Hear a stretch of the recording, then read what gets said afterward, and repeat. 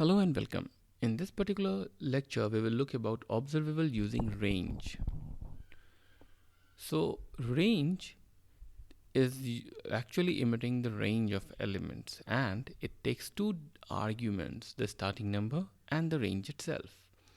So if you say observable using range, it starts from 1 to 10, it means that 10 different elements will be emitted from 1 to 10. So if you start from 2, it will start from 2, and then the 10 different events will be emitted. So let's start seeing how we can actually do is observable dot range. We'll go back to our example where we are creating different kind of observables. Then in this we'll create one more class.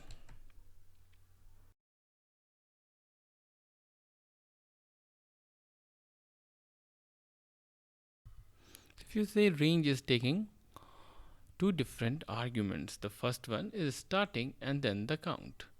So let's just add these two and say we start from 2 and then we go till and then we are emitting say 10 different events,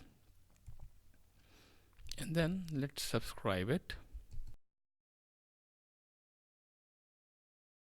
Okay, now we will run it and then see what this range is doing.